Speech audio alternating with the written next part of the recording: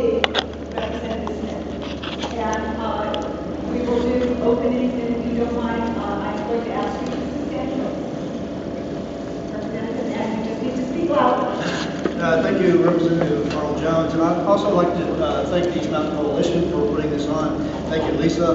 But I'd also like to recognize former Representative Kathy McCoy, who served this district for a long time.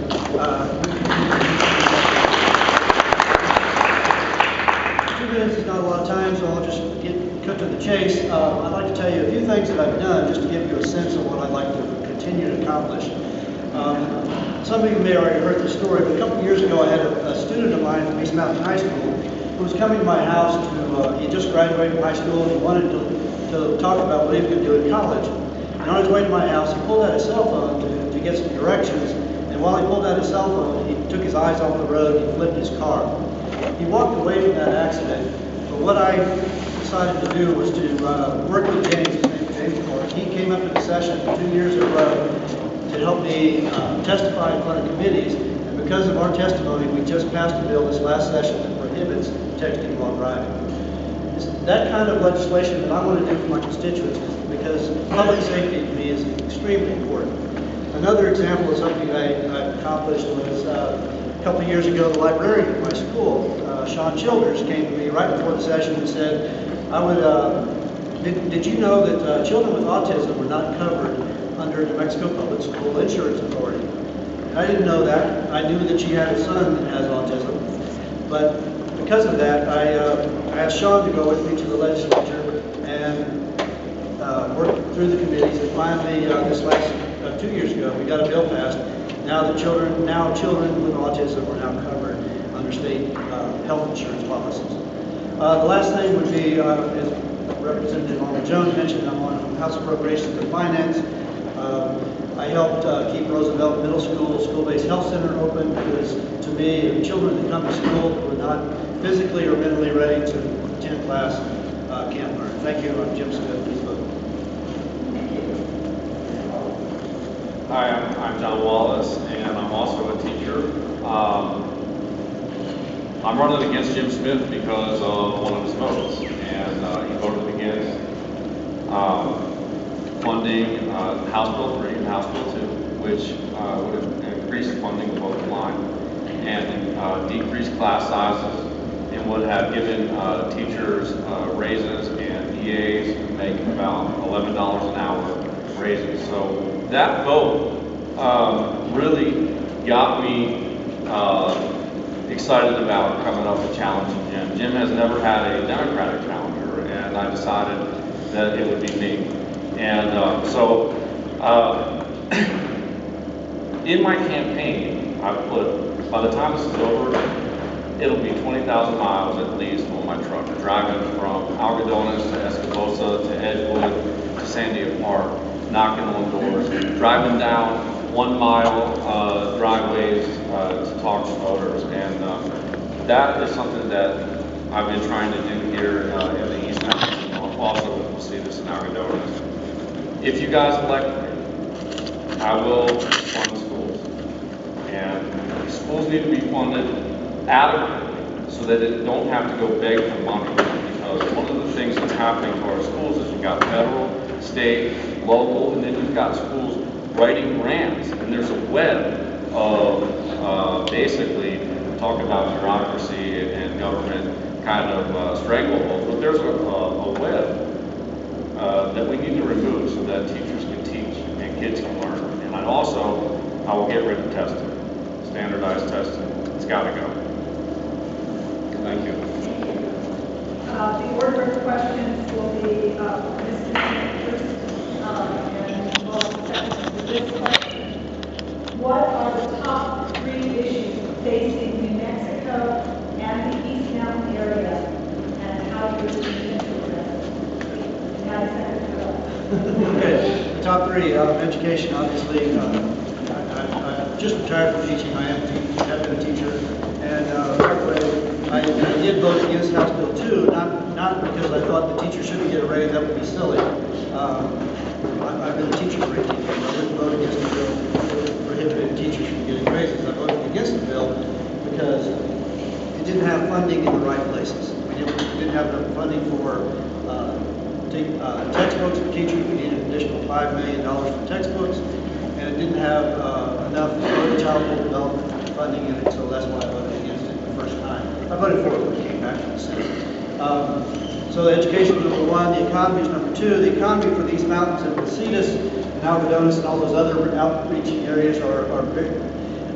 We have a different economic need than most people do. We're never going to have Intel in these mountains, thank goodness. We're not going to have large manufacturing. So that's why the third priority for me would be infrastructure.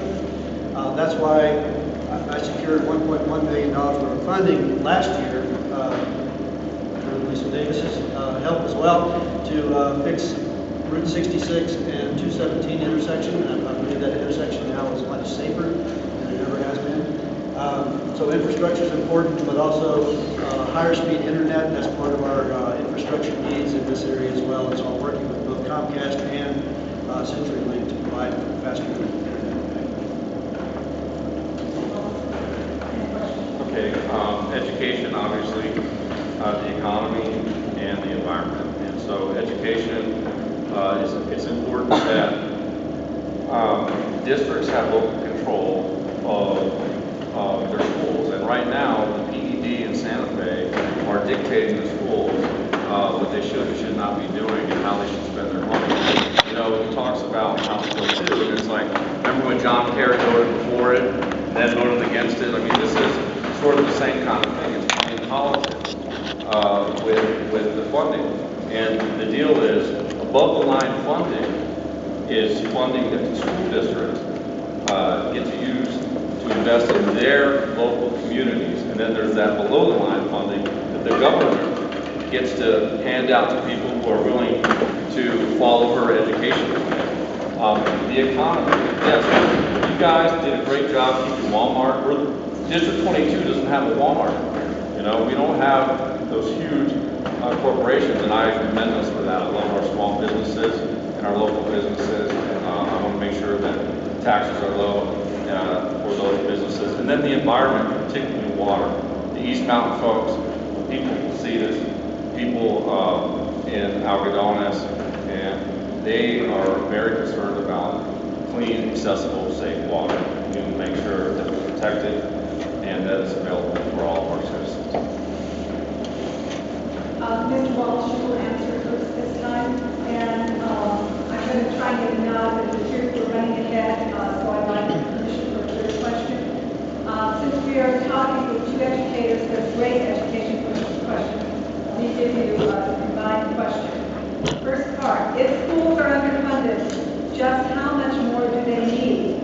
And as you answer that question, will you please tell us your plans to enhance education in New Mexico, and specifically to get more women interested in sciences? In 90 seconds.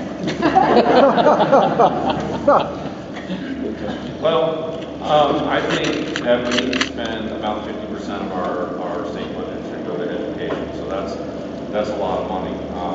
And since 2008, that has been on the decline. So I would certainly add more money into the school, 60 million. I mean, you know, that's what I'd like to see add to our schools. As far as women in science, I definitely think we need to encourage all of our children, especially girls. I have a 9-year-old daughter, so I'll be hoping that she becomes whatever she wants to be. But yeah, I do. I also think this wasn't in the question, but we're losing our boys. You know, boys are dropping out at high rates, and we also need to make sure that we're keeping them in school too. Thank you. As far as school funding goes, you know, of course, as a teacher, I believe we should be funding our schools adequately. I believe we're close to doing that. We do need some more targeted funding. Things like Reads to Lead, things where we're doing early childhood development, because kids that can't read in 3rd grade, I can tell you where they're going to prison. I was in the prison, I visited the prison. I visited the prison a couple of times this year, and both times that I went, they took me around and said, you know, these inmates in here couldn't read in targeting our investments in education at an early childhood level. However, I don't believe we should let the other end drop off either. And that's like your question, Representative Jones, about the women in STEM. I taught, as you said, physics, chemistry, biology, and I stressed to the girls that it was in their best interest to continue to pursue STEM careers. And in fact, this last session, I was able to appropriate $250,000 to robotics programs, because robotics programs don't just work with the boys. If you've ever been to a robo-rave downtown in Albuquerque, 3,000 kids there, over 1,000 of them are young.